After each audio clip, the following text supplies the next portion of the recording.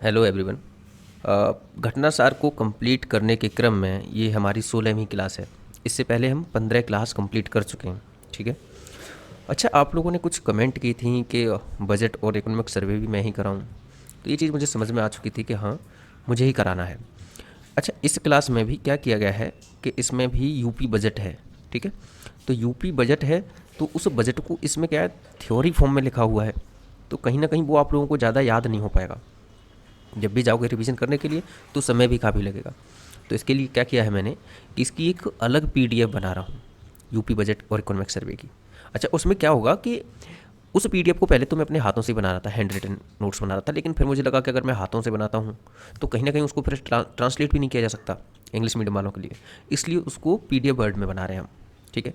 और उसमें इसमें क्या है कि कोई चीज़ थ्योरी में लिखी हुई है, हमने उसमें क्या किया है कि टॉपिक पॉइंट वाइज कर दिया है कि एक पॉइंट यहाँ अगर कोई योजना है, नरेगा योजना है, तो उसके लिए कितना बजट, तो उसके लिए इतना बजट। ठीक है।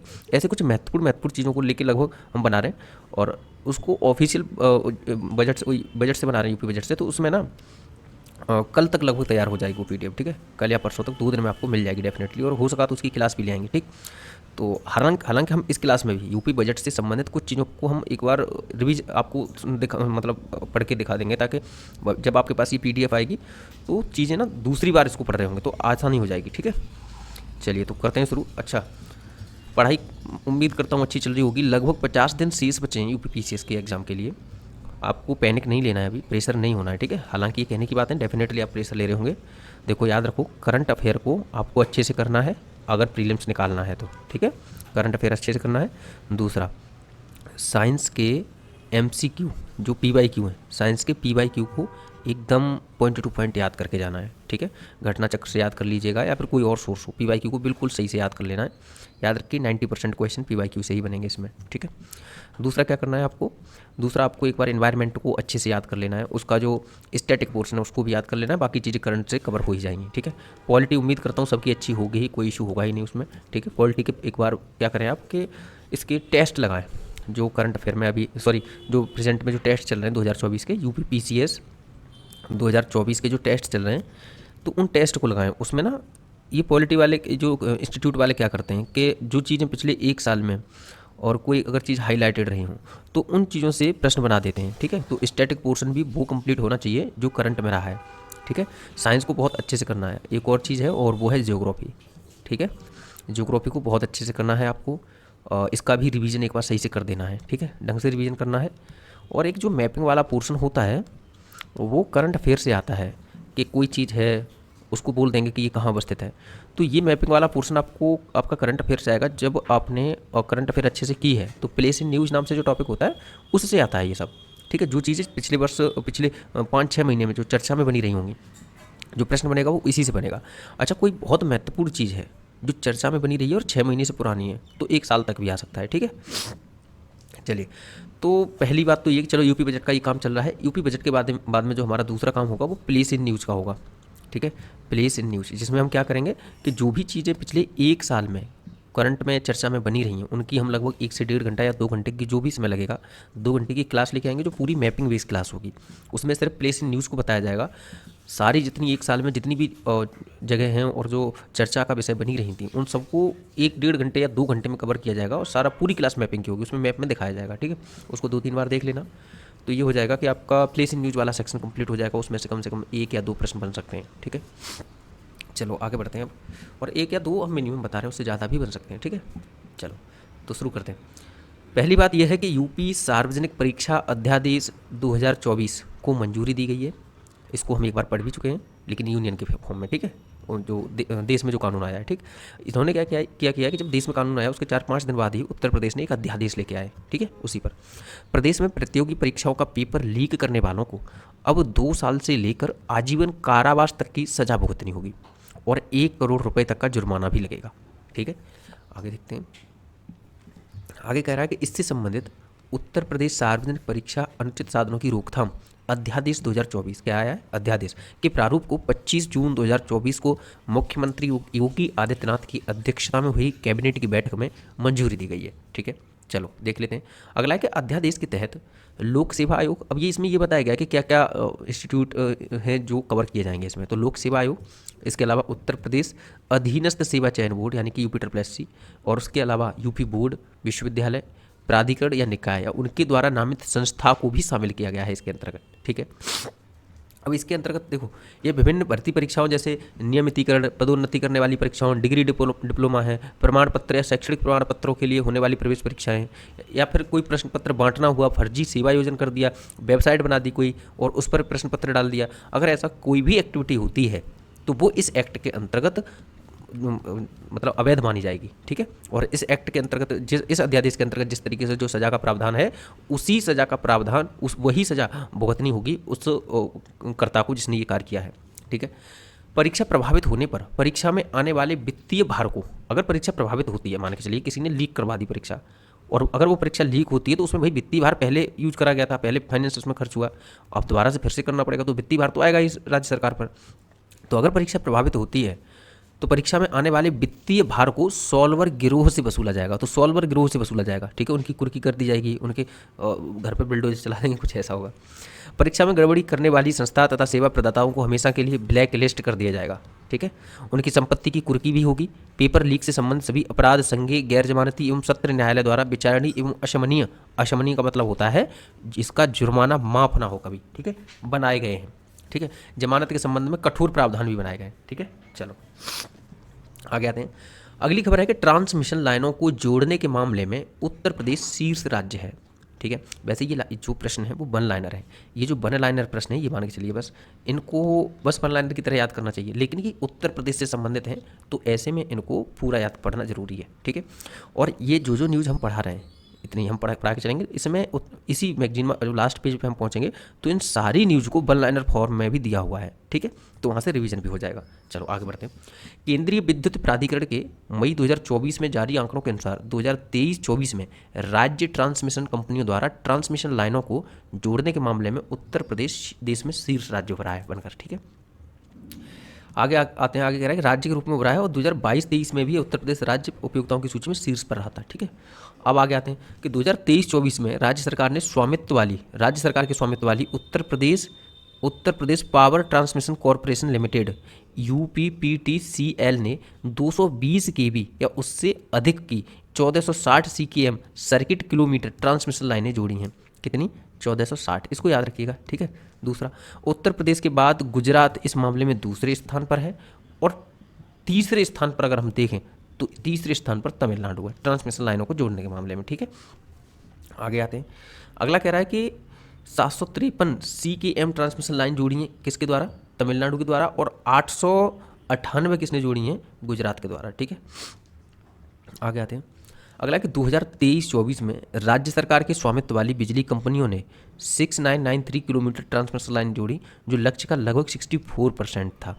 सभी निजी और राज्य सरकार की कंपनियों के लिए 11,002 किलोमीटर ट्रांसमिशन लाइन का लक्ष्य रखा गया था, ठीक है। कितना लक्ष्य था? 11,002 किलोमीटर। प्राप्त कितना हुआ? 6,993 किलोमीटर।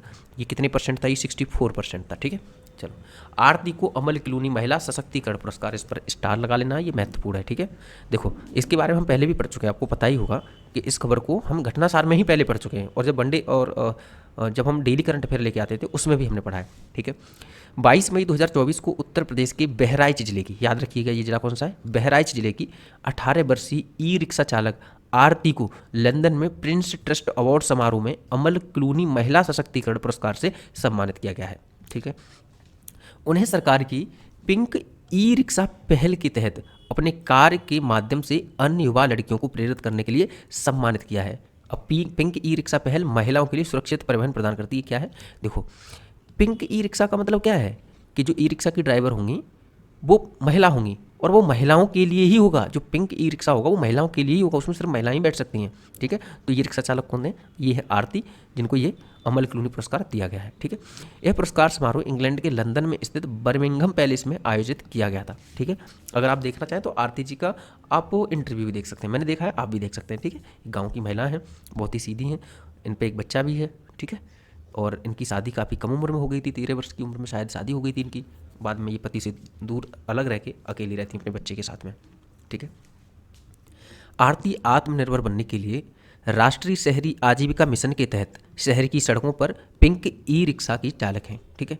बहराइच की जिला मजिस्ट्रेट मोनिका रानी के नेतृत्व में यह अभिनव पहल 2023 में गांधी जयंती पर शुरू की गई थी। पिंक, ठीक है। इसका उद्देश्य महिलाओं को सशक्त बनाने के लिए बैंक ऋण के माध्यम से वित्तीय सहायता प्रदान करना है। ठीक है, ठीक है। ये बहराइच में बताया जा रहा है पिंकी रिक्शा के बारे में।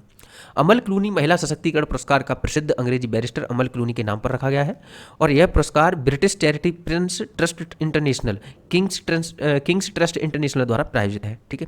आरबीआई ने पूर्वांचल सहकारी बैंक का लाइसेंस रद्द कर दिया है। ये नेक्स्ट न्यूज है। कह रहे कि भारतीय रिजर्व बैंक ने यानी कि आरबीआई ने उत्तर प्रदेश के गाजीपुर में स्थित पूर्वांचल सहकारी बैंक का लाइसेंस रद्द कर दिया है। अब पूर्वांचल सहकारी बैंक को कहाँ पर है, तो गाजीपुर में है। ठीक है। इसका लाइसेंस रद्द कर दिया है क्योंकि ये आरबीआई के मानकों पर खरी नहीं उतरी थी। ठीक है। इसके पास खुद जमा राशि इतनी नहीं थी कि ये जो इनके पास इनकी खुद की एसेट्स इतनी नहीं थी कि ये जो लोन दे रहे थे उनको होल्ड कर पाएँ और जो जमा कर रहे थे इनके लोग इनके पास उन जमाओं को ये सुरक्षित रख पाएँ। ठीक है। अब इधर देखो, जमा बीमा और ऋण गारंटी निगम DICGC जमाकर्ताओं के लिए सुरक्षा जाल प्रदान करेगा जो 5 लाख रुपए तक की राशि प्रदान करेगा। इसके बारे में आपको पता होना चाहिए, ये इससे संबंध नहीं है इसका एक बार को, लेकिन ये चीज़ आपको दिमाग में रहनी चाहिए कि DICGC इसका काम क्या है। ये पहले 1 लाख की सुरक्षा प्रदान करते थे। आप किसी भी बैंक में कहीं पर अगर अपना पैसा अगर तुमने जमा किया है तो याद रखिए पहले 1 लाख रुपये तक इसकी सुरक्षा प्रदान की जाती थी, लेकिन अब 5 लाख रुपये तक। ठीक है। जैसे आपने अगर किसी बैंक में 10 लाख रुपए जमा कर दिए और कल को अगर वो बैंक दिवालिया हो गई तो आपके 10 लाख के 10 लाख नहीं डूबेंगे, आपके उसमें से 5 लाख डूब जाएंगे और 5 लाख की सुरक्षा DICGC प्रदान करेगा। ठीक है। ये कुछ इस तरह की है। आगे आते हैं कि यह उपाय सुनिश्चित करता है कि बैंक के लगभग 99.51 जमाकर्ताओं को बीमाकृत सीमा तक उनकी जमा राशि प्राप्त होगी। इस प्रकार बैंक के बंद होने के बीच कुछ वित्तीय राहत मिलेगी। ठीक है। यूपी का पहला इको फ्रेंडली रूमा क्लस्टर, एक अगली न्यूज है। तो देखो 16 मई 2024 को वैज्ञानिक एवं औद्योगिक अनुसंधान परिषद यानी कि CSIR के central institute of medicine and aromatic plants CIMAP ने बाराबंकी के भगोली गांव में उत्तर प्रदेश का पहला सस्टेनेबल एरोमा क्लस्टर लॉन्च किया है। ठीक है। CIMAP द्वारा 30 किसानों की भूमि पर पर्यावरण अनुकूल तरीके से सुगंधित पौधों की खेती कर सस्टेनेबल एरोमा क्लस्टर विकसित किया गया है। ठीक है। अब दिमाग में ये मत रखना कि सस्टेनेबल एरोमा क्लस्टर है क्या, एरोमा क्लस्टर क्या है। ये क्या है, सुगंधित पौधों की खेती। ठीक है। ये सुगंधित पौधों की एक तरीके से खेती है। ठीक है। आगे आते हैं, सुगंधित पौधों की खेती के लिए एक हब बनाना। ठीक है। यह क्लस्टर कृषि में टिकाऊ प्रथाओं के उपयोग का एक उदाहरण स्थापित करेगा और देश को शून्य कार्बन उत्सर्जन लक्ष्य प्राप्त करने में मदद करेगा। आगे क्या कहा है कि CIMAP ने क्लस्टर में उच्च उपज देने वाली पुदीना की किस्म लगाई है। ठीक है। कौन सी लगाई है, पुदीना की किस्म। ठीक है। इस किस्म का नाम क्या रखा है, CIM उन्नति। ये जो पुदीना की किस्म है जो उच्च उपज देती है उसका नाम क्या है, CIM उन्नति। ठीक है। यह पौधों के कीटों और बीमारियों सहित जैविक तनाव के प्रति प्रतिरोधी है। ठीक है। आगे कह रहे हैं कि यह क्लस्टर संपूर्ण राज्य में किसानों के लिए एक मॉडल के रूप में कार्य करेगा। चलो ठीक है, ये चीज़ तो है। अब आगे आ जाते हैं। आगे कह रहे हैं कि उत्तर प्रदेश के 6 नए उत्पादों को GI टैग दिया गया है। उत्तर प्रदेश के 6 नए उत्पादों को एक बार देख लेते हैं। इसकी लिस्ट कहाँ है, ये रही। देखो, तिरंगा बर्फी वाराणसी में, और मेटल कास्टिंग क्राफ्ट वाराणसी में, थारू कढ़ाई लखीमपुर खीरी में, बेंत और बांस शिल्प बरेली में, और जरदोजी शिल्प Bareilly, hand block print textile ये पिलखवा हापुड़। इसको हाईलाइट करो एकदम से, ये एग्जाम के लिए इंपॉर्टेंट है। हैंड ब्लॉक प्रिंट टेक्सटाइल कहाँ है, पिलखवा हापुड़। ठीक है। जरदोजी शिल्प बरेली, बेंत और बांस शिल्प बरेली, थारू कढ़ाई Lakhimpur Kheri, metal casting craft ये भी इंपॉर्टेंट है, मेटल कास्टिंग क्राफ्ट वाराणसी, और तिरंगा बर्फी वाराणसी। ठीक है। ये इंपॉर्टेंट है सारे के सारे। क्या मिला इनको, GI टैग। GI टैग के बारे में आपको पता होगा कि 1999 में एक्ट बना था GI टैग के लिए। अगर एक बार GI टैग मिलता है तो 10 साल के लिए वो ऐसा होता है। GI टैग के अंतर्गत आपको पता होगा किसी विशेष क्षेत्र में कोई अगर उस क्षेत्र की विशेषता ऐसी है कि मतलब उस क्षेत्र में कोई ऐसी चीज़ बनाई जाती है जो काफ़ी यूनिक है, जो अन्य क्षेत्रों में नहीं है, तो GI टैग दे दिया जाता है ताकि कोई ना जालसाजी ना कर सके, ऐसा ना कर सके कि उसी की कॉपी बना करके यहाँ दे रहा है और फाइनली ये चीज़ भी बदनाम हो जाए। तो इसलिए अगर कोई चीज़ है जैसे कि तिरंगा बर्फी है तो तिरंगा बर्फी वाराणसी ही बनाएगा। ये नहीं कि उसको कोई दूसरा क्षेत्र बनाने लग जाए। ठीक है, तिरंगा बर्फी को वाराणसी ही बनाएगा, ताकि एक तो ये कि जो इसके कंज्यूमर होंगे वो जाकर के जो ओरिजिनल चीज़ है उसको ले पाए, पहली बात तो ये। और दूसरा दूसरा ये कि भाई अगर ये इन लोगों की देन है, वाराणसी वालों की देन है तिरंगा बर्फी, तो क्यों ना इसका जो रोजगार है वो रोजगार का फायदा वाराणसी वालों को ही मिले। ठीक है, इसलिए कि ऐसा अदरवाइज ऐसा होगा कि वाराणसी वाले कोई अच्छी चीज़ को संयोजित करके रखे हुए हैं और बगल में किसी दूसरे राज्य किसी दूसरे जिला ने मान के चलो वही चीज़ बनाना शुरू कर दी, तो हो सकता है उसकी ज़्यादा सेल होना शुरू हो जाए, वाराणसी की हुई ना। तो इन्होंने जो इसको संयोजित करके रखा है, इसकी क्वालिटी को बना के रखा है सालों से, तो वो फिर इनकी मेहनत बेकार चली जाएगी। इसलिए ज़रूरी है कि अगर इन्होंने संजो के रखा है तो इसका क्रेडिट भी इन्हीं को मिले, रोजगार के अवसर भी इन्हीं को मिले। ठीक है, तो ये होता है जीआई टैग जो 10 साल के लिए दिया जाता है। लेकिन आपको पता है कॉपीराइट कितने साल के लिए दिया जाता है? कॉपीराइट के बारे में आपको पता होना चाहिए, 20 साल के लिए दिया जाता है। ठीक है, चलो आगे बढ़े। आगे है नईमा खातून एएमयू की पहली महिला कुलपति बनी है। बस ये असल में वन लाइनर है, ये वन लाइनर की तरह ही याद करने वाला है, आपको नाम याद करना है कि जो नईमा खातून है वो एएमयू की पहली महिला कुलपति बनी है। ठीक है, प्रोफेसर खातून को कार्यभार ग्रहण करने की तारीख से 5 वर्ष की अवधि या वो 70 वर्ष की हो जाएंगी, तो जो भी पहले होगा तब उन्हें यहाँ से पद से हटाया जाएगा। ठीक है, इतने समय के लिए नियुक्त हुई हैं। अब एएमयू के बारे में आपको पता ही होगा, उम्मीद करता हूँ कि 1877 में सर सैयद अहमद खां द्वारा मोहम्मडन एंग्लो ओरिएंटल कॉलेज के रूप में स्थापित किया गया था। अच्छा, आपने इस फैक्ट को देखा होगा कि ये 1877 लिखा है, लेकिन आपने बुक में पढ़ा होगा 1875। ठीक है, क्योंकि जो एएमयू है ना, एएमयू की स्थापना असल में 1875 में हुई थी, लेकिन ये जो 1877 लिखा है इन्होंने पता नहीं क्यों लिख दिया, लेकिन 1877 ना आपको पता है कि 18 शायद इसलिए लिख दिया होगा क्योंकि जो कॉलेज स्तर तक बढ़ाया गया था ना, इसको कॉलेज स्तर तक बढ़ाया गया था वो 1877 में बढ़ाया गया था, तो शायद इन्होंने इसलिए ये लिख दिया है। ठीक है, तो 1875 में इसकी स्थापना हुई थी जो एएमयू है उसकी, यानी कि जो मोहम्मडन एंग्लो ओरिएंटल कॉलेज है इसकी जो स्थापना हुई थी वो 1875 में हुई थी, लेकिन इसको कॉलेज स्तर तक 1877 में बढ़ाया गया था। ठीक है, चलो अगला है कि वाराणसी में 7वीं आई सार्क समन्वय समिति की बैठक। आई सार्क क्या है? तो पहले तो आई को देखो, आई क्या है? तो देखो आई क्या है, अंतर्राष्ट्रीय चावल अनुसंधान संस्थान यानी IRRI, दक्षिण एशिया क्षेत्रीय केंद्र आई सार्क। देखो इसके अंतर्गत क्या है कि एक तो आई है, ठीक है, और एक है सार्क। ये देखो एक है सार्क और एक है आई। अब आई फॉर क्या है? आई है अंतर्राष्ट्रीय चावल अनुसंधान संस्थान यानी कि IRRI, ये डिनोट कर रहा है आई से। ठीक है, और पीछे का सार्क है जो कि दक्षिण एशिया क्षेत्रीय केंद्र है। ठीक है, यानी कि जो बैठक हुई है आई सार्क की, आई फॉर क्या है? आई फॉर ये आगे का और सार्क फॉर पीछे का। ठीक है, इसकी जो बैठक हुई है वो कहाँ हुई है? वाराणसी में। ठीक है, अब बैठक में भारत, बांग्लादेश, श्रीलंका और नेपाल के वरिष्ठ कृषि अधिकारी शामिल हुए और बैठक की अध्यक्षता अंतर्राष्ट्रीय चावल अनुसंधान संस्थान के अंतरिम महानिदेशक अजय कोहली के द्वारा की गई है। ठीक है, इसकी जो अध्यक्षता की गई है किसके द्वारा की गई है? अजय कोहली के द्वारा। बैठक में इस बात को रेखांकित किया गया कि IRRI यानी कि इंटरनेशनल राइस रिसर्च इंस्टीट्यूट, ठीक है, international rice research institute, IRRI क्या है? International rice research institute. ठीक है, और दूसरा क्या था? सार्क। तो सार्क का आपको पता ही होगा, मुझे लगता है पता ही होगा डेफिनेटली। सार्क का है साउथ एशिया रीजनल सेंटर। ठीक है,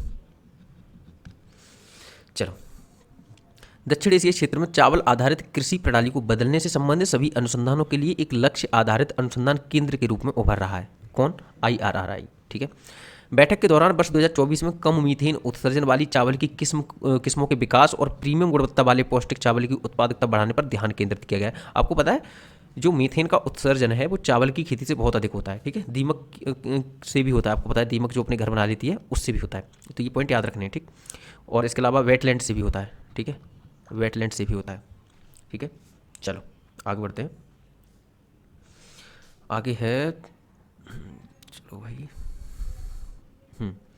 DMSRDE कानपुर द्वारा सबसे हल्की बुलेट प्रूफ जैकेट का विकास किया गया है।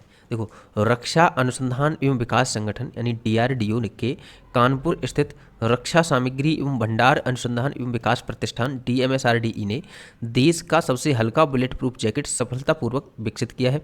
यह जैकेट BIS 17051 BIS 17051 के स्तर लेवल 6 68 B15 17051 के गोला बारूद से सुरक्षा प्रदान करने में सक्षम है। ठीक है, कुछ टेक्निकल वर्ड हैं कि भाई मान के चलो लेवल 6 1 हो गया, लेवल 2 हो गया, इस तरीके से लेवल 3 हो गया, लेवल 4 हो गया, उस स्तर से ये गोला बारूद को जो है बांटा गया है। तो उसकी टेक्निकलिटी में जाने की आवश्यकता है नहीं, बस दिमाग में रखना है जो लेवल 6 है उसको भी ये झेल सकता है। ठीक है, चलो, तो हालांकि ये इस तरह के प्रश्न नहीं आएंगे एग्जाम में, ठीक है, क्योंकि गोला बारूद की PhD करने का क्या मतलब है। ठीक है, इस जैकेट का front hard armour panel in conjunction with ICW and stand alone design गोलियों को निष्क्रिय कर सकता है। अब ये गोलियों की भी क्वालिटी, ये भी नई जानकारी मुझे भी नहीं है सच बताऊं तो। ठीक है, तो इसकी भी मतलब PhD करने की क्या आवश्यकता है। इसमें अगर कुछ महत्वपूर्ण चीज़ है तो वो ये है कि सबसे जो हल्की बुलेट प्रूफ जैकेट बनाई है वो किसने बनाई है, वो कानपुर द्वारा, ठीक है, जो DMSRDE कानपुर द्वारा बनाई गई है, जो कि DMSRDE क्या है, जो कि DRDO का ये अनुसंधान संगठन है। ठीक है, ये दिमाग में रखना है। अगर हो सकता है इस तरीके से आए कि IIT कानपुर ने बनाई है, तो वो नहीं है। ठीक है, और अगर DRDO का आ रहा है ऑप्शन और DMSRDE का नहीं आ रहा तो भी आंसर DRDO होगा। ठीक, चलो हाँ, आगे इसमें देखते हैं क्या चीज़ इंपॉर्टेंट है। ये IIIT ने बनाई हाईटेक डेटा चिप, ये इंपॉर्टेंट है ये भी सवाल। ठीक है, IIT ने IIIT ने क्या बनाया, डेटा चिप बनाई है हाईटेक। ठीक है, उत्तर प्रदेश के प्रयागराज स्थित संस्थान IIIT के वैज्ञानिकों ने गोपनीय डेटा की सुरक्षा हेतु एक आधुनिक डेटा चिप तैयार किया है। इस आधुनिक चिप को IIIT के इलेक्ट्रॉनिक्स एंड कम्युनिकेशन विभाग के प्रोफेसर मनीष गोस्वामी ने तैयार किया है। ठीक है, मनीष गोस्वामी याद रखो, और दूसरा IIIT प्रयागराज, ये याद रखो। इन्होंने क्या बनाई है, एक वो हाईटेक डेटा चिप बनाई है जो कि डाटा को चोरी होने से बचाएगी। ठीक है, और चिप का उपयोग सभी इलेक्ट्रॉनिक यंत्रों में मोबाइल फ़ोन, कंप्यूटर, लैपटॉप आदि में किया जा सकता है। ठीक, बताया कि इसको ये छोटी आकार में बनाई है, तो छोटी आकार में होने के कारण ये चिप कम पावर को कंज्यूम करती है। ठीक है, पहला स्वदेशी फ्रेश फायर टेंडर, एक ये भी है, ये भी इंपॉर्टेंट है। ठीक है, पहला स्वदेशी क्रैश फायर टेंडर, यानी कि एक तरीके से देखा जाए दमकल, जो आग जब जल जाती है तो उसको बुझाने के लिए जो आती हैं गाड़ियाँ, आपने देखी होंगी। तो देखो, भारत की पहली स्वदेशी रूप से निर्मित क्रैश फायर टेंडर दमकल का निर्माण विकास भारतीय MSME फर्म नोएडा द्वारा किया गया है। ठीक है, यानी कि जो दमकल अभी तक हम यूज करते हैं वो भारतीय नहीं थी, स्वदेशी नहीं थी। इसे निर्मित करने के बाद भारतीय वायुसेना को इसकी डिलीवरी की गई है। इसके निर्माण के लिए भारतीय वायुसेना ने नोएडा की MSME फर्म को 291 करोड़ रुपए का टेंडर दिया था। ठीक है, चलो आगे आते हैं। आगे कह रहा है चलो ये ठीक है, भारतीय वायुसेना स्वदेशीकरण को बढ़ावा दे रही है, ओके, ये बात ठीक है। आगे कह रहा है प्रोजेक्ट प्रवीण के माध्यम से के तहत कौशल प्रशिक्षण। तो अब ये भी देखो कि उत्तर प्रदेश सरकार ने प्रोजेक्ट प्रवीण के तहत राज्य में 61,000 से अधिक छात्रों को कौशल प्रशिक्षण प्रदान किया है। ठीक है, कितने, 61,000 से अधिक छात्रों को। इस परियोजना के माध्यम से राज्य के उच्चतर माध्यमिक विद्यालय के 6 से 12 वर्ष तक के छात्रों को प्रशिक्षण प्रदान किया जाएगा। योजना के अंतर्गत छात्र अपने नियमित अध्ययन के साथ IT क्षेत्र है, इलेक्ट्रॉनिक्स है, सौंदर्य है, स्वास्थ्य सेवा है, क्लॉथ वाला सेक्टर है, या फिर अकाउंटिंग है, इन क्षेत्रों में निःशुल्क प्रशिक्षण प्राप्त कर सकेंगे। ठीक है, ये जो करवा रही है सरकार क्या है, इसके तहत प्रोजेक्ट प्रवीण के माध्यम से कि 6 से 12वीं तक के जो बच्चे होंगे वो IT क्षेत्र में, इलेक्ट्रॉनिक्स में, या फिर सौंदर्य में, या फिर हेल्थ में, या फिर क्लॉथ्स, अकाउंटिंग, इन सब क्षेत्रों में निःशुल्क कौशल प्राप्त कर सकेंगे, प्रशिक्षण प्राप्त कर सकेंगे। ठीक है, ताकि अपनी पढ़ाई के साथ साथ एक तरीके से देखा जाए तो एक स्किल भी इनके पास हो सके। तो प्रोजेक्ट प्रवीण माध्यमिक शिक्षा और उत्तर प्रदेश कौशल विकास मिशन के बीच एक समझौता ज्ञापन के तहत संचालित किया जा रहा है। किसके किसके, देखो, माध्यमिक शिक्षा और उत्तर प्रदेश कौशल विकास मिशन के मध्य। ठीक है, परियोजना का उद्देश्य राज्य की शिक्षा प्रणाली और पाठ्यक्रम में सुधार करना है, और परियोजना को वर्ष 2023 में पायलट प्रोजेक्ट के रूप में शुरू किया गया था। कब शुरू किया गया था प्रोजेक्ट प्रवीण को, 2023 में। वर्ष 2024 में इस परियोजना के लिए 150 सरकारी माध्यमिक विद्यालयों को 20,582 छात्रों को प्रशिक्षण प्रदान किया गया। इसके अतिरिक्त 3450 कस्तूरबा गांधी बालिका विद्यालय की छात्राओं को भी इस योजना से जोड़ा जाएगा। ठीक है, एक बार पढ़ लेना है, बाकी इन डाटा को बहुत ज़्यादा याद करने की आवश्यकता नहीं है। ठीक है, चलो बस ये दिमाग में होना चाहिए प्रोजेक्ट प्रवीण है क्या, किस काम के लिए है, और कब शुरू किया गया। स्कूल में ही निजी प्रशिक्षण केंद्रों द्वारा प्रशिक्षण दिया जाएगा। ठीक है, उत्तर प्रदेश में साइबर पुलिस स्टेशन। ठीक है, देखो हुआ क्या था कि पहले से ही साइबर पुलिस स्टेशन 18 चल रहे थे। कितने, 18 पहले से ही चल रहे थे। तो अब 57 और खोले जाएंगे। 57 और 18 टोटल 75 हो जाएंगे, यानी हर जिले में एक साइबर स्टेशन होना चाहिए, साइबर पुलिस स्टेशन। ठीक है, ये लक्ष्य रखा गया है। तो देखो, उत्तर प्रदेश सरकार द्वारा 57 जिलों में साइबर पुलिस स्टेशन स्थापित करने की योजना है, जिसमें प्रत्येक साइबर पुलिस स्टेशन में अधिकारियों और कर्मचारियों के लिए 25 पद होंगे। ठीक है, राज्य सरकार ने राष्ट्रीय और वैश्विक स्तर पर साइबर अपराध की बढ़ती घटनाओं के जवाब में राज्य के सभी 75 जिलों में साइबर पुलिस स्टेशन स्थापित करने का निर्णय लिया है। 18 में पहले से चल रहे थे, 57 में और बनेंगे। ठीक है, चित्रकूट में बनेगा डिफेंस कॉरिडोर। चलो देखो, देश में उत्तर प्रदेश रक्षा उत्पादन के क्षेत्र में आगे बढ़ रहा है। इसी क्रम में बुंदेलखंड क्षेत्र के चित्रकूट जनपद में डिफेंस कॉरिडोर विकसित करने की घोषणा की गई है। ठीक है, कहाँ पर? चित्रकूट में। आगे आते हैं, देखो चित्रकूट जनपद के करबी के खुटरिया गांव के पास इस डिफेंस कॉरिडोर की स्थापना की जाएगी, जिसका कुल क्षेत्र पर 102 हेक्टेयर में है। ठीक है, इस डिफेंस कॉरिडोर में सभी तरह के हथियार जैसे टैंक हुआ, ड्रोन हुआ, हेलीकॉप्टर, विशेष बटन रोबोटिक्स, मिसाइल, ये सब बनाए जाएंगे। ठीक है, आगे याद रखना कि यूपी दर्शन पार्क की तर्ज पर वेस्ट टू वंडर पार्क, देखो उत्तर प्रदेश सरकार द्वारा लखनऊ में स्थित यूपी दर्शन पार्क की तर्ज पर प्रयागराज जनपद में वेस्ट टू वंडर पार्क बनाया जा रहा है। अब देखो याद क्या रखना है, यूपी दर्शन पार्क कहाँ पर है? ये लखनऊ में है। वेस्ट टू वंडर पार्क कहाँ पर बनाया जा रहा है? ये प्रयागराज में बनाया जा रहा है। ठीक है, ये चीज़ आपको दिमाग में रखनी है। इस पार्क को विकसित करने की जिम्मेदारी नगर निगम प्रयागराज को दी गई है। ठीक है, इसका निर्माण महाकुंभ 2025 से पहले ही किया जाएगा। चलो आगे है कि वेस्ट टू वंडर पार्क में वेस्ट मटेरियल का प्रयोग करके कलाकृतियाँ बनाई जाती हैं। अब वेस्ट टू वंडर पार्क में क्या होता है? वेस्ट मटेरियल का प्रयोग करके कलाकृतियाँ बनाई जाती हैं।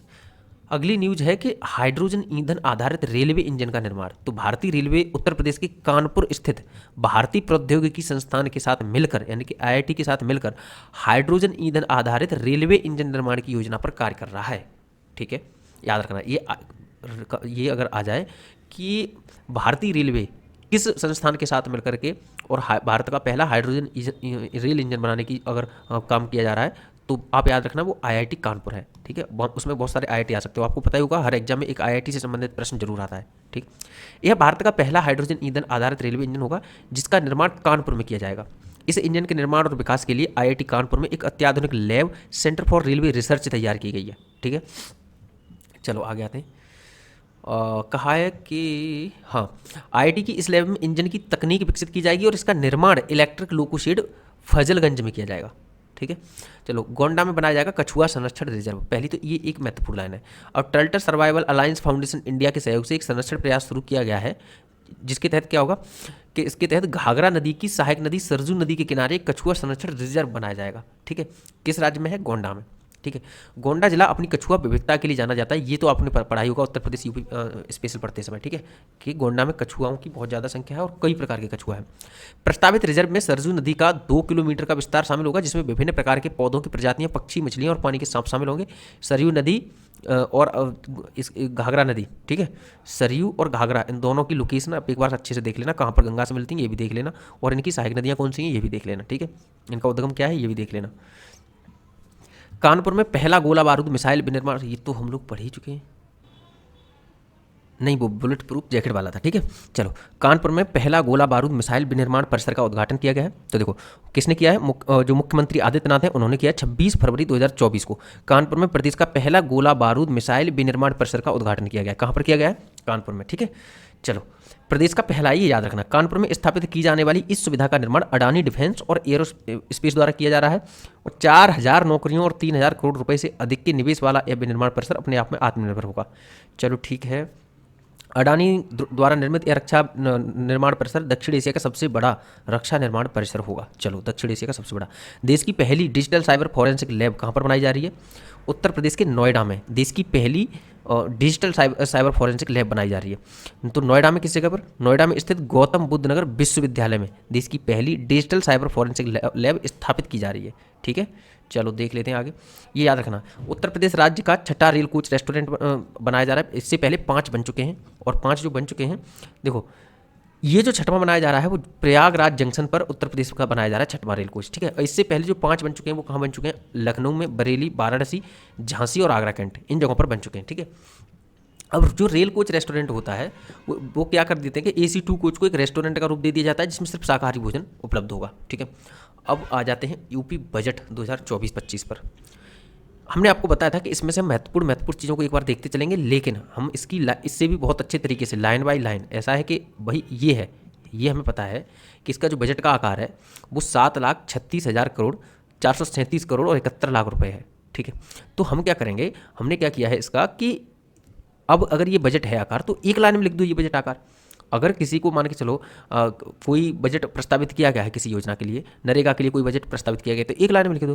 तो ऐसे करके अगर हम लिखेंगे तो लगभग एक पेज में, 1.5 पेज में, 2 पेज में सारी चीज़ें आ ही जाएंगी। हम मैं मुख्य जो इसका दस्तावेज है उससे हम बना ही रहे हैं। ठीक है, तो आपको 1-2 दिन के अंदर मिल ही जाएगी, या तो कल ही तक मिल जाएगी, संभावना ये है। ठीक है, इसकी PDF। तो इसमें से महत्वपूर्ण चीज़ों को देखते चलेंगे, लेकिन ये रिपीट भी हो जाएंगे उसमें। ठीक है, चलो।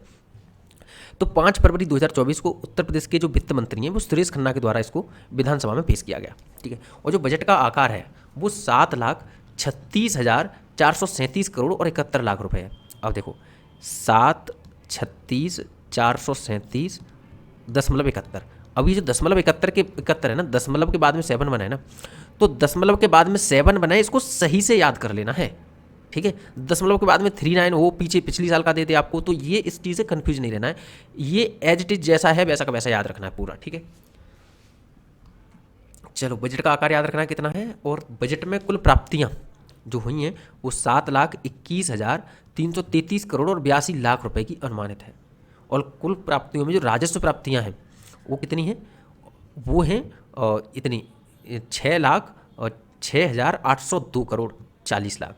ठीक है, और 1,14,531 करोड़ और 42 लाख करोड़ की पूंजीगत प्राप्तियां हैं। ठीक है, राजस्व प्राप्तियां इतनी हैं और पूंजीगत प्राप्तियां इतनी हैं, ये भी दिमाग में रखना। राजस्व प्राप्तियों में कर राजस्व का अंशदान ये है, नहीं इतना रहने दो।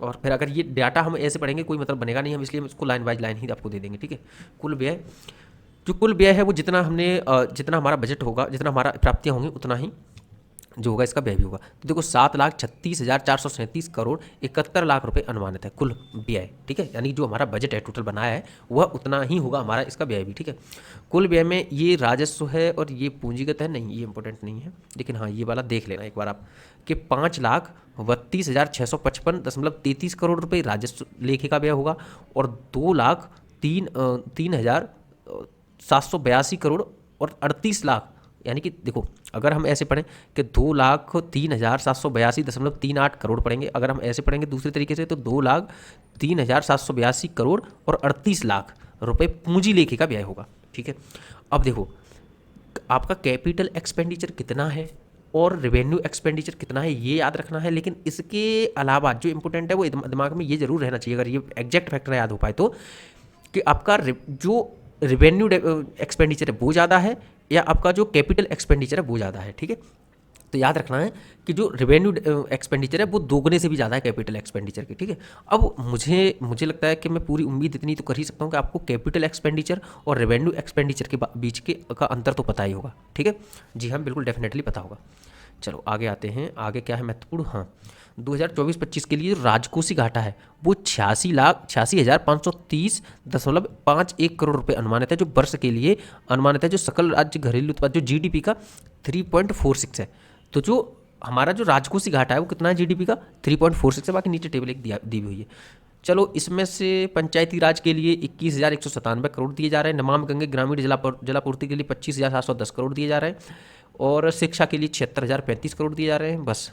ठीक है, आगे आते हैं, कल्याणकारी योजनाओं पर धनावंटन सर्व शिक्षा अभियान के लिए 21,310 करोड़, जल जीवन मिशन के लिए 22,000 करोड़, मनरेगा के लिए 5,060 करोड़ और राष्ट्रीय ग्रामीण आजीविका मिशन के लिए 36,095 करोड़।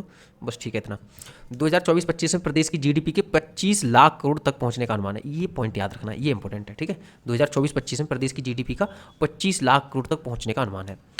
अब एक और ये है कि डार्क जोन में नए निजी नलकूप कनेक्शन देने पर प्रतिबंध को हटा दिया है।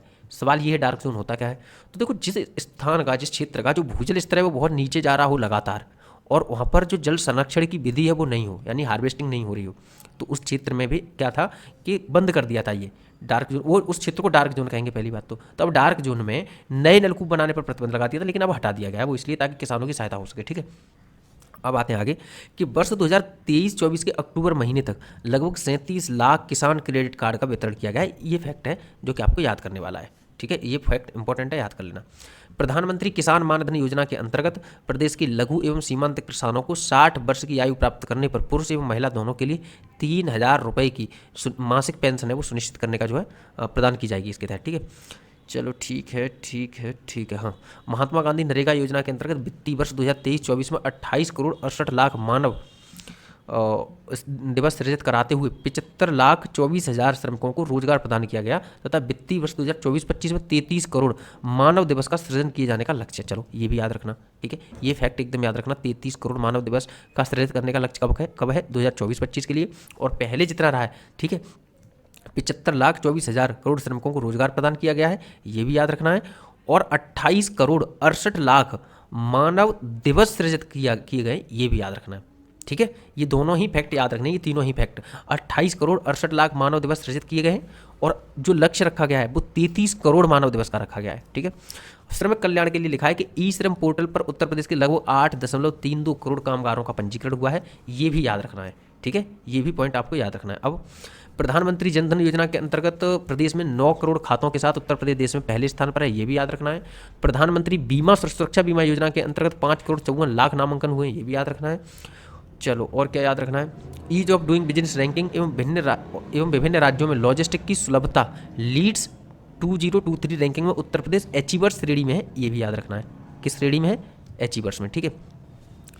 चिकित्सा क्षेत्र में उन्होंने बताया कि राज्य सरकार के प्रयासों से मातृ मृत्यु दर वर्ष 2014 में 285 प्रति लाख से कम होकर वर्ष 2022 में 167 प्रति लाख तथा शिशु मृत्यु दर वर्ष 2014 में जो 48 प्रति हज़ार से कम होकर वर्ष 2020 में 38 प्रति हज़ार हो गई है। इस पर लगा लो स्टार, और ये पॉइंट है आने वाला, ठीक है, इंपॉर्टेंट है, याद रखना। चलो, प्रदेश के सभी 75 जनपदों में निःशुल्क डायलिसिस की सुविधा उपलब्ध कराई जा रही है, ओके। आगे है आयुष्मान भारत प्रधानमंत्री जन आरोग्य योजना के अंतर्गत 4 करोड़ 86 लाख से अधिक आयुष्मान कार्ड वितरित किए गए, ये भी पॉइंट याद रखना, ठीक है। ऐसे फैक्ट पूछ लिए जाते हैं, ठीक है। हालांकि ये फैक्ट तुम सोच रहे होंगे, आप सोच रहे होंगे ये फैक्ट इस तरह के शायद ना आते हो, नहीं, ऐसा नहीं है, इस तरह के फैक्ट पूछ लिए जाते हैं, ठीक है। ये यूपीएससी के मामले में नहीं होता, लेकिन यूपीपीसीएस इस तरह के फैक्ट पूछ लेता है, ठीक है। इसीलिए मैंने इन फैक्ट्स की क्या करूँगा कि कर ही चुका हूँ, आधा पेज बना ही चुका हूँ। पीडीएफ आपको जो दी जाएगी उसमें इसी तरीके के होंगे, वन लाइनर टाइप के, ताकि आप 10-15-20 मिनट में ही पूरे को रिवाइज कर लो, ठीक है। आगे कह रहे हैं कि प्रदेश में 65 मेडिकल कॉलेज हैं, जिनमें 35 राज्य सरकार एवं 30 निजी क्षेत्र द्वारा संचालन है, ठीक है। देश में जो सर्वाधिक मेडिकल कॉलेज वाला राज्य है वो वर्तमान में 45 जनपद मेडिकल कॉलेज से आच्छादित व 14 जनपदों में निजी निवेश के माध्यम से मेडिकल कॉलेज स्थापित किया जाना प्रस्तावित है, ठीक है। देश में सर्वाधिक मेडिकल कॉलेज वाला राज्य है, मेडिकल कॉलेज वाला, ठीक है। आयुष्मान कार्यक्रम के अंतर्गत 1600 वेल्थ एंड वेलनेस सेंटर स्थापित किए जाने का लक्ष्य रखा गया है, और 1035 राजकीय आयुर्वेद, होम्योपैथी और यूनानी चिकित्सालयों की हेल्थ वेलनेस सेंटर के रूप में परिवर्तित करे जाने का लक्ष्य रखा गया है, ठीक है। 1600 क्या है? हेल्थ एंड वेलनेस सेंटर स्थापित किए जाएंगे, तथा 1035 राजकीय आयुर्वेदिक, होम्योपैथी और यूनानी चिकित्सालयों को हेल्थ वेलनेस सेंटर के रूप में परिवर्तित किया जाएगा, ठीक है। चलो आगे क्या, वित्तीय वर्ष 24-25 में आयुष विभाग के अंतर्गत महायोगी गुरु गोरखनाथ आयुष विश्वविद्यालय गोरखनाथ का निर्माण किया जाएगा, ठीक है। दूसरा, अयोध्या में राजकीय आयुर्वेदिक महाविद्यालय भी बनाया जाएगा, और वाराणसी में राजकीय होम्योपैथिक मेडिकल कॉलेज की स्थापना का लक्ष्य रखा गया है, ठीक है। ये पॉइंट भी याद रखने। बुंदेलखंड क्षेत्र में एक नए औद्योगिक विकास प्राधिकरण यानी कि बीडा का गठन किया जा रहा है। चलो ठीक है, ये तो पहले से ही चला रहा है, ये सारी चीज़ें आपने पढ़ी होंगी, सुनी होंगी, क्योंकि ये आज नहीं, काफ़ी समय से ही काफ़ी चर्चा में है, ठीक है। गंगा एक्सप्रेस वे परियोजना के लिए 2057 करोड़ 76 लाख रुपए की व्यवस्था की गई है, मतलब बजट प्रस्तावित किया गया है। चलो ठीक है। अयोध्या में महर्षि वाल्मीकि अंतर्राष्ट्रीय हवाई अड्डा धाम बनाया जा रहा है, और अयोध्या में एयरपोर्ट की स्थापना के लिए 150 करोड़ रुपए की प्रस्तावित किए गए, ठीक है। ये भी याद रखने।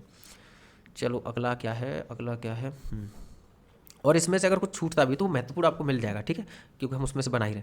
आगरा मेट्रो रेल परियोजना में 346 करोड़ रुपए का बजट है, और महाकुंभ मेला के लिए इंपॉर्टेंट है, इसको देख लेना, ठीक है। महाकुंभ मेला 2024 के लिए 2500 करोड़ रुपए का बजट है, ठीक है। चलो आगे आते हैं। राज्य स्मार्ट सिटी परियोजना के लिए 400 करोड़ रुपए का बजट है, ठीक है। कान्हा गौशाला एवं बेसहारा पशु आश्रय योजना के हेतु के लिए भी 400 करोड़ का बजट है।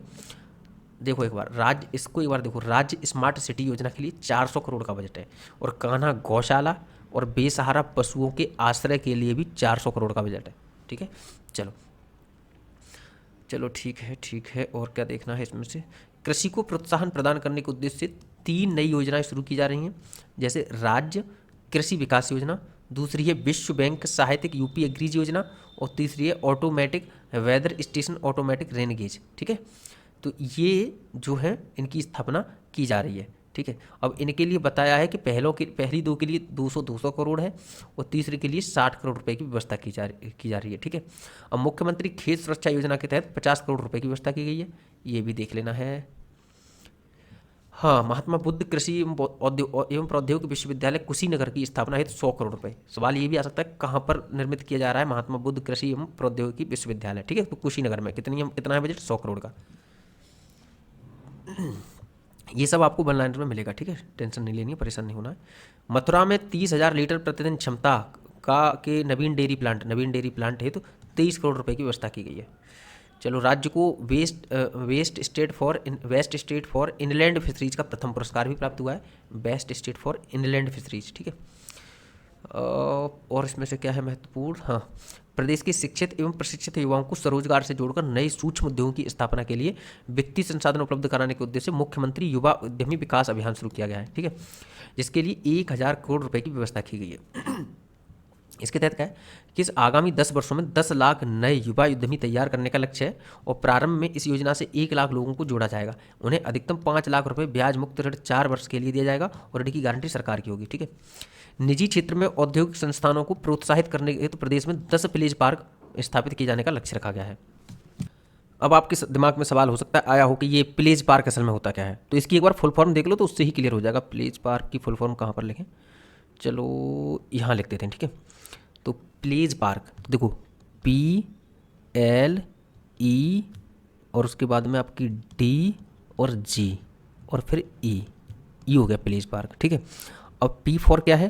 तो P फॉर है प्रमोटिंग, L फॉर लीडरशिप और E फॉर इंटरप्राइज और D for development, G for growth और E फॉर इंजन, ठीक है। असल में क्या है कि promoting leadership and enterprise for development of growth engine, ठीक है। एक बार यहाँ लिख देते हैं, कहीं है जगह, हाँ यहाँ पर है, ठीक है। चलो देखो, प्रमोटिंग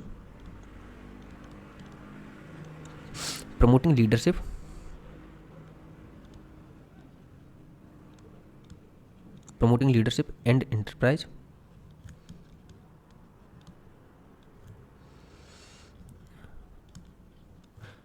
फॉर डेवलपमेंट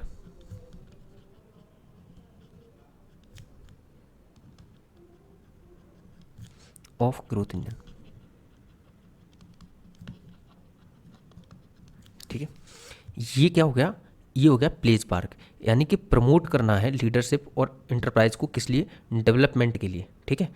चलो, बाकी अगला देखो, अगला क्या है? हाँ, PM mega integrated textile and apparel योजना के अंतर्गत लखनऊ और हरदोई में लगभग 1100 करोड़ क्षेत्रफल में मेगा टेक्सटाइल पार्क की स्वीकृति मिली है। वाराणसी में एक निफ्ट की स्थापना की जाएगी, यानी कि national institute of fashion technology. इसका हमने आपको पता है क्विज भी बनाया है, ये इन चीज़ों को अच्छे से करा चुके हैं हम कई बार, ठीक है। चलो आगे आते हैं। उच्च शिक्षा, विंध्याचल धाम मंडल में मां विंध्यवासिनी राज्य विश्वविद्यालय मुरादाबाद मंडल में एक, देखो जो विंध्याचल धाम मंडल में एक मां विंध्यवासिनी राज्य विश्वविद्यालय और मुरादाबाद मंडल में एक राज्य विश्वविद्यालय तथा देवी पाटन मंडल में भी मां पाटेश्वरी राज्य विश्वविद्यालय की स्थापना के लिए जो है 51.20 करोड़ रुपए की व्यवस्था की गई है, ठीक है। ठीक है। अब ये याद रखना है कौन सा कहाँ बन रहा है, ठीक है। ये याद रखना है मां विंध्यवासिनी कहाँ बन रहा है, मुरादाबाद में कौन सा बन रहा है, ये सब चीज़ें याद रखनी है।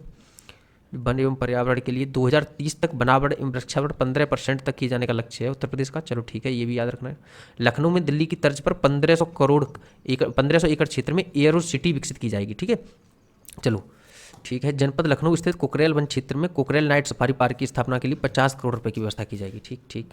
जनपद प्रयागराज में निर्माणाधीन डॉक्टर राजेंद्र प्रसाद राष्ट्रीय विधि विश्वविद्यालय के लिए 100 करोड़ रुपए की व्यवस्था प्रस्तावित है, ठीक है। अब क्या उत्तर प्रदेश से जुड़े परीक्षा उपयोगी तथ्य ये देख लो कि उत्तर प्रदेश वर्तमान में देश का सबसे बड़ा उपभोक्ता एवं श्रम बाजार बना हुआ है। देश का सर्वाधिक एयरपोर्ट, सर्वाधिक मेडिकल कॉलेज एवं सर्वाधिक सूक्ष्म एवं लघु उद्योगों वाला राज्य है। MSME कितने? 96 लाख। देश के कुल मोबाइल मैन्युफैक्चरिंग में राज्य का 65% है। दोबारा से देखो, देश के कुल मोबाइल मैन्युफैक्चरिंग में राज्य का 65% है योगदान, यानी कि अगर हम कहें भारत में टोटल 100 मोबाइल बनते हैं तो उनमें 65 उत्तर प्रदेश में बनते हैं। याद रखना, पूरे भारत के आधे से ज़्यादा मोबाइल कहाँ बनते हैं? उत्तर प्रदेश में। सोचने वाली बात है कि नहीं? महत्वपूर्ण बात है, याद रखना।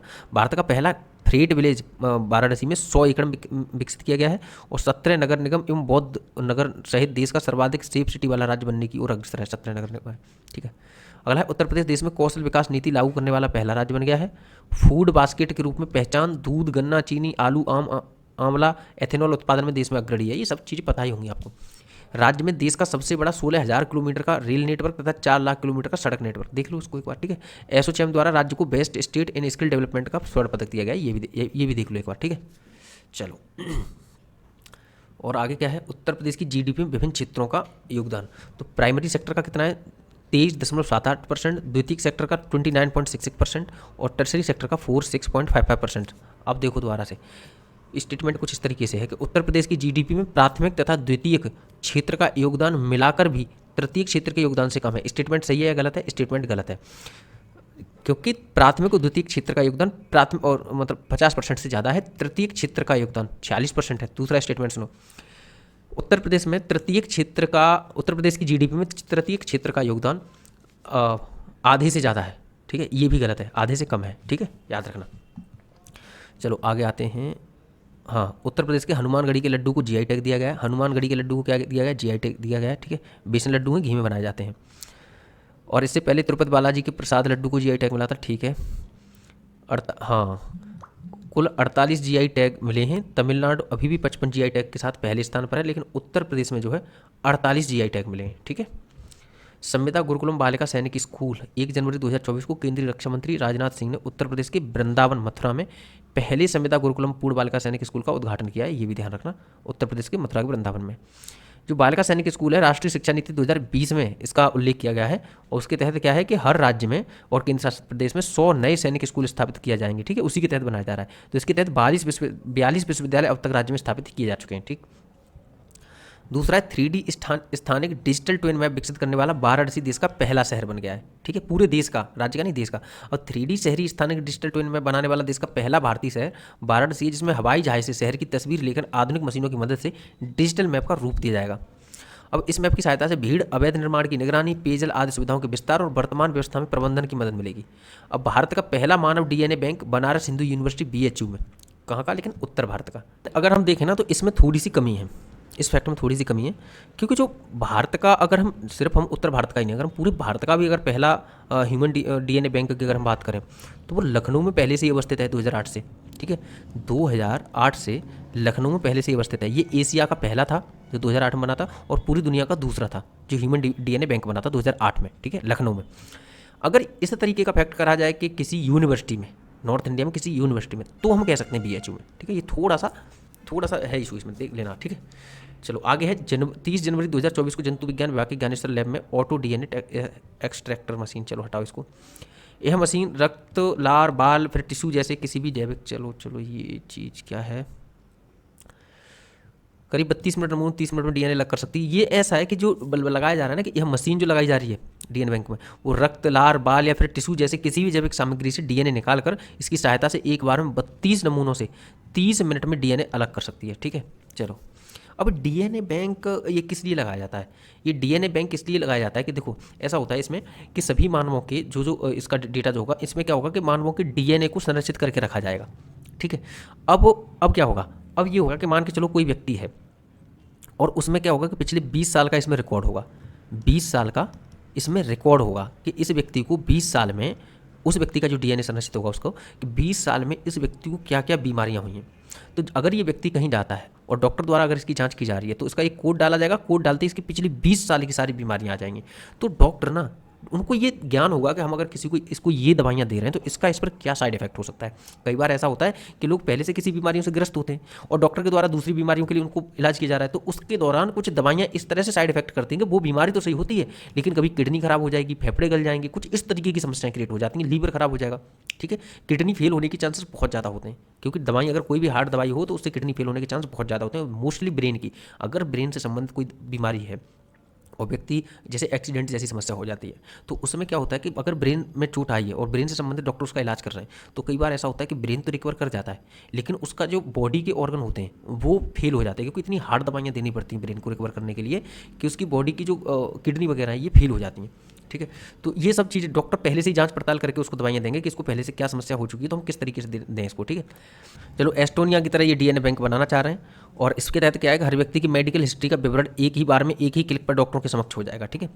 और एस्टोनिया के बारे में बताया है कि 2000 के दौरान जीनोम बैंक खुला था, जिसमें 20% आबादी का डेटा और आंकड़े उपलब्ध हैं अभी भी, ठीक है। अगर कोई मरीज डॉक्टर के पास जाता है तो उसका 20 साल का मेडिकल हिस्ट्री आ जाएगी, जैसे कि बताया अभी।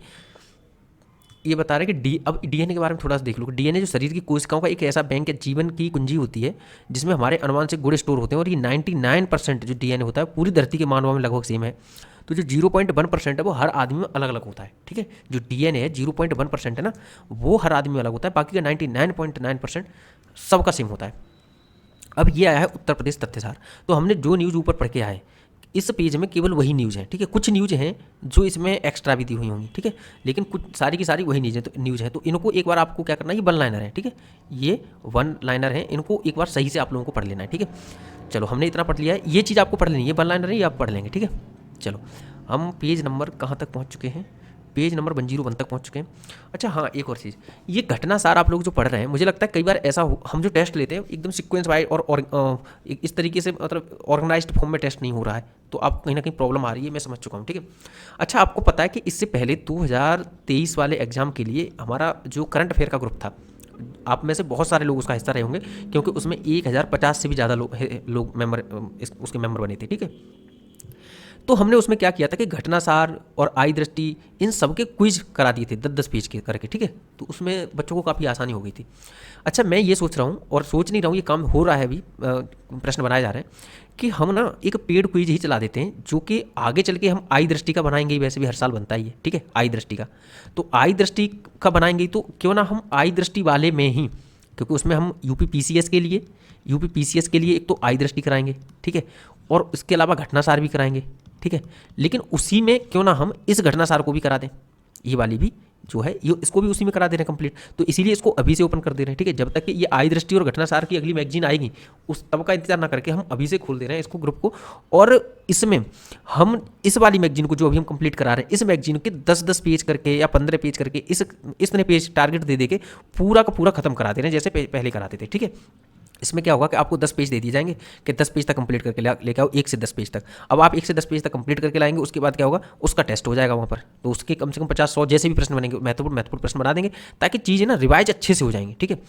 और दूसरी चीज़ ये कि इसमें हम ना केवल यूपी पीसीएस के, बल्कि जो समीक्षा अधिकारी आरओ एआरओ का एग्जाम होगा, उसमें जो घटनासार और आई दृष्टि आएंगी, हम उनको भी कवर करा देंगे, ठीक है। एक फ़ायदा ये हो जाएगा कि 5 से 10 अक्टूबर के बीच में, 5 अक्टूबर को नहीं आ पाएंगी, शायद 10 अक्टूबर के लगभग, 10 अक्टूबर के लगभग आपके पास आएगी घटनासार और आई दृष्टि, या और लेट भी हो सकती है, ठीक है, आने तक। 27 अक्टूबर का है, तो ये मान के चलिए 15 दिन पहले, 15-16 दिन पहले आपको सही से मिल पाती है, ठीक है। तो हम मान के चलते हैं 10 अक्टूबर मान के चलते हैं, 10 अक्टूबर के अप्रॉक्स आपको मैगजीन मिलेगी। तो 10 अक्टूबर तक क्या हम किस तरीके से रिवीजन करें, हम क्यों ना पहले से ही इस घटनासार को अच्छे से कंप्लीट कर ले रहे हैं, पेज वाइज अच्छे से, ठीक है। तो इसके लिए बहुत जल्दी ही ग्रुप ओपन कर दिया जाएगा। ज़्यादातर लोग आप चाहते हैं उसमें एडमिशन ले लेना, क्योंकि उसमें ना बहुत फ़ायदा रहेगा आपका। एक तो घटनासार 2024 जो हाफ ईयरली वाली आई है, ये वाली कंप्लीट करा देंगे, और जब तक हम ये हाफ ईयरली वाली कंप्लीट कराएंगे, तब तक घटनासार और आई दृष्टि फिर से आ जाएंगी, हम उनको भी एग्जाम से पहले कंप्लीट करा देंगे, ठीक है। और उसके बाद में फिर हम समीक्षा अधिकारी के लिए जो प्रीलिम्स का एग्जाम, समीक्षा अधिकारी का प्रीलिम्स एग्जाम आएगा दिसंबर में, उसके लिए भी हम करंट अफेयर का ये प्रोग्राम चलाते हुए आगे उनकी भी घटनासार और आई दृष्टि करा देंगे, ठीक है। और जब हम इस तरीके से कराएंगे तो यूपी पीसीएस के बाद में, और जो जब समीक्षा अधिकारी का पेपर होगा, उसके बीच में जो हमारे पास समय होगा, उस समय की जो करंट अफेयर होगी क्रॉनिकल से, वो भी कंप्लीट करा देंगे, ठीक है। और ये प्रयास करेंगे करंट अफेयर का ज़्यादातर पोर्शन कंप्लीट हो पाए, ठीक है। तो और कई लोगों के मैसेजेस आ रहे थे, अब आप तैयार रहिएगा, ठीक है। बहुत लोगों ने कहा था कि भाई इसको शुरू करो, पिछली साल की तरह शुरू करो, तो शुरू कर दिया गया है। अब जल्दी ही आपको इसका अनाउंसमेंट मिल जाएगा, ठीक है। और शुरू में ही एडमिशन ले लेना, क्योंकि शुरू में हम कम ही प्राइस रखेंगे, बाद में बढ़ सकता है, ठीक है। चलो, तो प्राइस भी ज़्यादा नहीं रहेगा, परेशान मत होइएगा। तो आज की क्लास में इतना ही, कल मिलते हैं। Thank you so much.